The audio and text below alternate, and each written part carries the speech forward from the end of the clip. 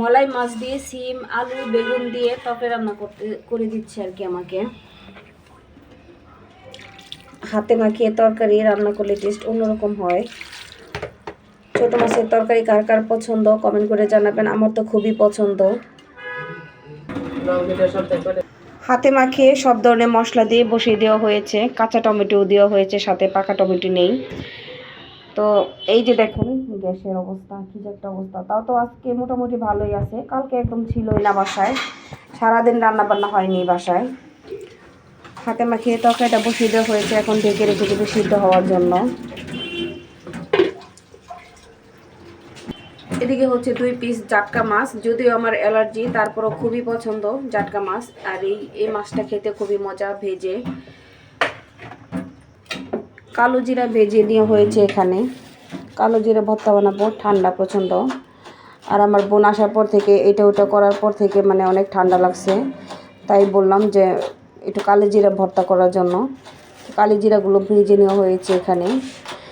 আর এদিক দিয়ে অনেকগুলো পেঁয়াজ রসুন, তারপর হচ্ছে কাঁচামরিচ, আর হচ্ছে আলু ভর্তা, এগুলো আজকে হচ্ছে ভর্তা ভাত খাওয়া হবে। আর এই দেখেন পাকা পাকা লেবু, সবগুলো লেবু আমার জন্য আর কি কিনে নিয়ে আসা হয়েছে। এই যে এগুলো সব লেবু, আর 2 দিন যাবত খাওয়া হচ্ছে অনেক লেবু, দেখে মনে হচ্ছে মালটার মতো, কিন্তু এগুলো মালটা না, লেবু। আর লেবুগুলো মাশাআল্লাহ অনেক ভালো, রস অনেক। এদিক দিয়ে হচ্ছে লাল শাক ভাজি করার জন্য রসুন কাঁচামরিচ পেঁয়াজ। আর এদিকে দেখেন আলু ছিলছে কীভাবে, নতুন আলু এটা।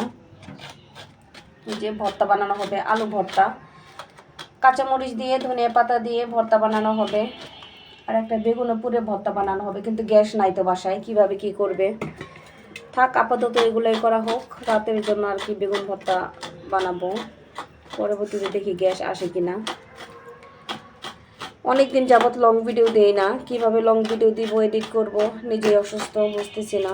কিন্তু যেহেতু পেশা হিসাবে বেছে নিয়েছি, তাই যত কষ্টই হোক ভিডিও তো বানাতেই হবে, দিতেই হবে। আর আপনাদের দোয়ায় ভালোবাসায় এতটুকু পর্যন্ত আসছে, আপনাদেরকে অসংখ্য ধন্যবাদ পাশে থাকার জন্য। আশা করি এইভাবে পাশে পাবো শেষ পর্যন্ত, আর আমিও সবার পাশে থাকবো। তো এই তো দেখতে দেখতে রান্নাবান্না প্রায় হয়ে গিয়েছে। এদিক দিয়ে ভাত রান্না হয়ে গিয়েছে, আর শাক ভাজি করা হবে এখন। বেলা অনেকটাই হয়ে গিয়েছে, কিন্তু কিছু করার নাই, শীতের দিন গ্যাস নাই, শীতের দিন এই গ্যাসের একটা সমস্যা, এই আর কি। তো রান্নাবান্না প্রায় শেষ পর্যায়ে। তো সবাই ভালো থাকবেন, সুস্থ থাকবেন, আমার জন্য দোয়া করবেন, আমিও সবার জন্য দোয়া করি। আল্লাহ হাফেজ, আসসালামু আলাইকুম।